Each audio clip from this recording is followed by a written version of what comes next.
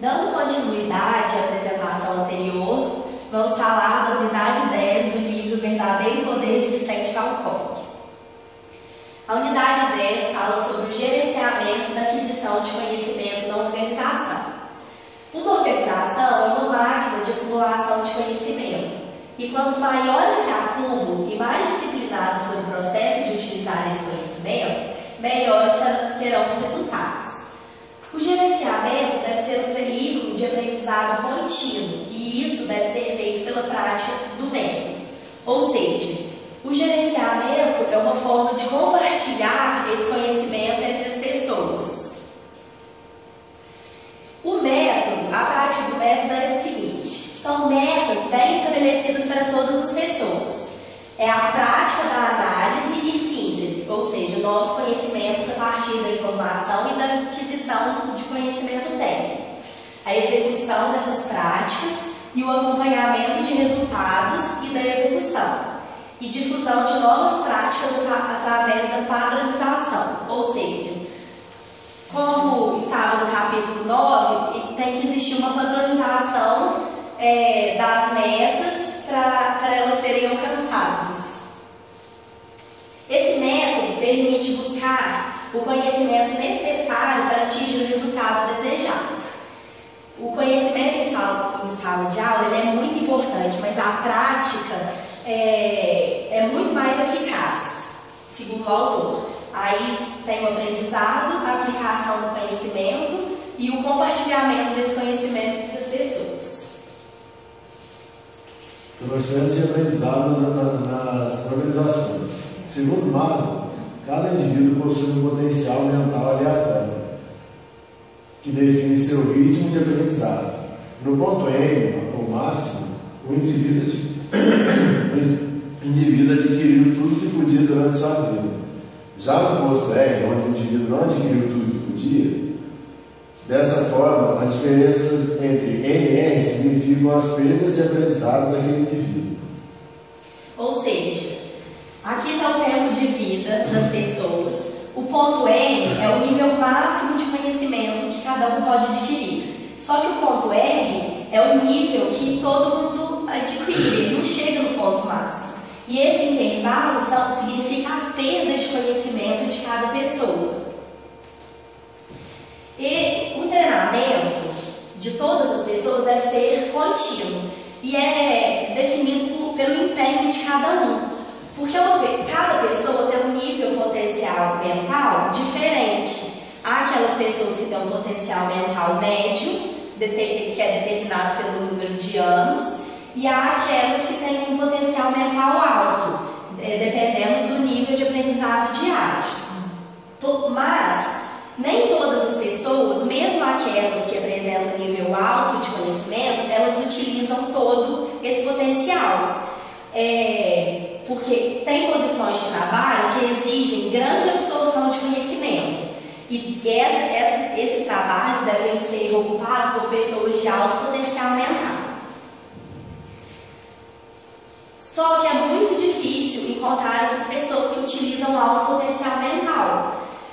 Por isso, dentro de uma empresa, as pessoas devem ser constantemente desafiadas a buscar novos desafios. Ou seja, toda empresa deve estabelecer metas, como dito na apresentação anterior, até ter metas a atingir essas metas. Só que essas metas não podem ser impossíveis de serem aplicadas e nem muito fáceis para acomodar as pessoas da empresa. E isso pode ser feito, essas metas, através da mudança de cargo ou através dessas metas.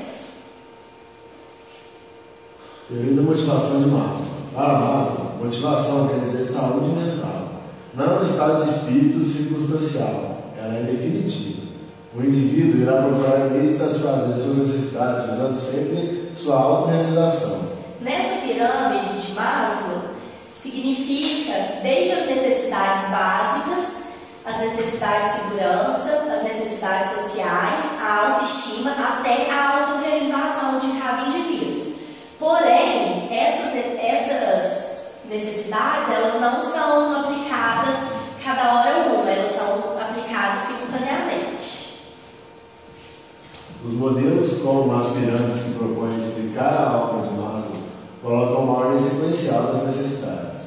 Porém, essas são simultâneas e que podem ser acentuadas em situações diferentes, como fome, por exemplo. O ser humano é de natureza um ser insatisfeito. Sendo assim, esse processo é de autorrealização e satisfação, é momentâneo e sem limites.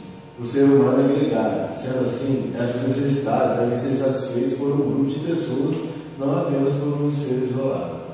Uma das necessidades humanas é a social. Assim, verifica-se a importância do emprego ou da organização do equilíbrio mental das pessoas. Ou seja, o ser humano, ele nunca está satisfeito e chega a um ponto e fica estagnado. Ele sempre procura melhorias, sempre quer melhorar, sempre quer chegar mais alto. E isso é um processo de autorrealização e satisfação. Ele é sem limites.